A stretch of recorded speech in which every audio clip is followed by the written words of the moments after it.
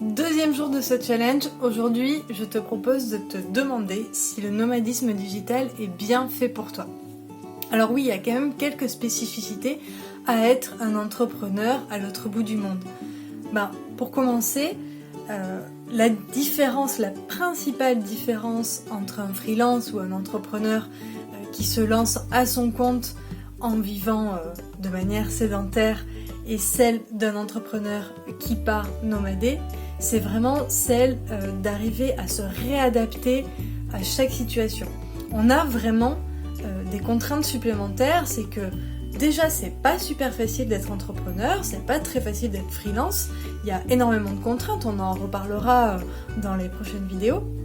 Mais en plus de tout cela, il faut prendre en compte qu'on est dans un environnement qu'on ne connaît pas, un environnement qu'on ne maîtrise pas, et du coup c'est vraiment une des grosses spécificités et c'est là-dessus qu'il faut se poser des questions.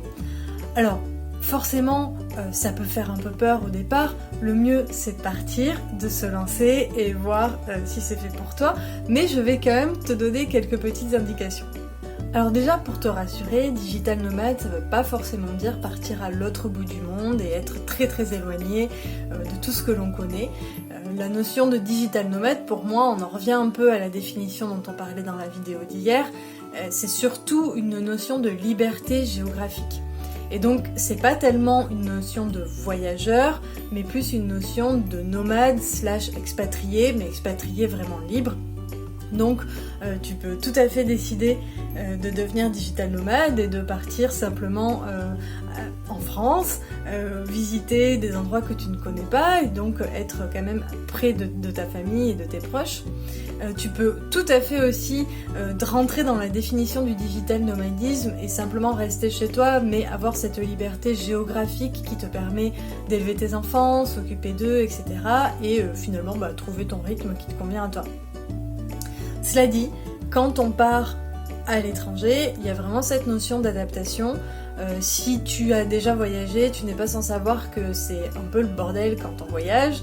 Il y a plein d'inconnus, il y a plein de choses qu'on ne maîtrise pas. Quand on arrive, le wifi n'est pas forcément de bonne qualité. On va peut-être tomber malade au départ, etc., etc. Et ça, c'est vraiment le point crucial du digital nomade. Et c'est là qu'il faut se poser la question, est-ce que je suis capable de garder ma productivité, de travailler tout en étant dans un environnement que l'on ne maîtrise pas. Et ça, c'est vraiment, on va dire, le côté un peu compliqué de cette aventure digital nomade. Cela dit, il y a quelques petites astuces à avoir qui te permettent de justement un peu pallier à tout ça. Moi je sais que par exemple quand on arrive dans un nouvel endroit il faut que ce soit bien prévu, c'est-à-dire prévoir quand même un minimum de temps à l'avance de manière à caler tous mes clients, tous mes produits, etc. de manière à ce que quand j'arrive dans le nouvel endroit je ne sois pas dans une phase de grosse productivité où j'ai pas besoin d'être vraiment présente pour mes clients ou que je sois pas en plein milieu d'un projet complexe et compliqué. Et donc l'idée c'est de garder contact avec sa clientèle par exemple et de leur expliquer que là pendant X jours tu es en déplacement et pendant quelques jours faire des tâches un peu moins difficiles, un peu moins qui demandent un peu moins de productivité, etc. pour commencer à s'habituer à trouver plutôt le rythme de ce nouvel endroit tout en conservant un minimum de productivité. En fait, une autre particularité du digital nomade, c'est qu'il entre dans un style de vie, donc celui du nomadisme digital, et en fait au sein duquel il va se créer lui-même son propre mode de vie. Donc il y a vraiment plein de façons d'être digital nomade, il n'y en a pas une qui est bonne ou une qui est mauvaise, mais l'idée c'est de trouver la sienne, et ça prend parfois du temps. Et même nous, après 3 ans, il y a encore des moments de doute, des moments où on ne sait pas trop comment on va faire, comment on va s'organiser, ici c'est compliqué, etc. Et ça, c'est vraiment ce qu'il faut avoir en tête. Faut pas avoir en mémoire, ou en tête, ces espèces d'images magnifiques de digital nomade au bord de la plage avec sa noix de coco en train de la siroter et son ordinateur à côté. Franchement, ça n'existe pas vraiment. Ça peut arriver de temps en temps de faire des petites choses quand on est sur la plage et répondre à des clients ou des mails. Mais d'une manière globale, c'est vraiment pas c'est vraiment pas ça qui t'attend quoi. L'exemple en est, regarde là je suis dans une location, j'ai pas une très bonne luminosité, je te fais quand même cette vidéo et la réalité elle est là, je suis pas sur la plage avec les cocotiers. Dernière chose à prendre en compte pour te demander si le nomadisme digital est fait pour toi, c'est que tu vas vraiment devenir un travailleur indépendant. Et ça, c'est vraiment le cœur du nomadisme digital, c'est que devenir entrepreneur, même si ce n'est pas en nomadant, c'est vraiment quelque chose d'assez complexe qui demande beaucoup de travail sur soi, de travail sur son entreprise.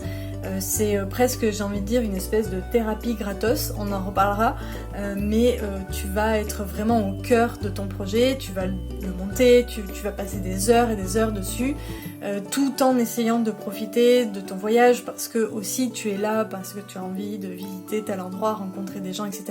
Et le rythme est difficile à trouver. La balance en fait entre je passe du temps à travailler pour gagner de l'argent et monter mon entreprise, ça prend vraiment beaucoup de temps, et je veux profiter de l'endroit où je suis, etc. Sinon ça n'a pas d'intérêt d'être parti aussi loin et en fait en gros de me mettre des bâtons dans les roues. Donc du coup il y a aussi une grosse difficulté qui est là. Bon, j'espère ne pas t'avoir fait trop peur, mais vraiment l'idée de ce défi 30 jours, c'est bien sûr de te donner des tas d'informations, mais c'est aussi de te donner une réalité sur le nomadisme digital. Il y a plein de choses qui sont fabuleuses, mais il y a aussi plein de choses qu'il faut prendre en compte. Abonne-toi à la chaîne pour ne pas manquer les prochaines vidéos du défi 30 jours, et on se retrouve demain pour la prochaine vidéo où je te donnerai les 3 principales manières de devenir digital nomade. Salut!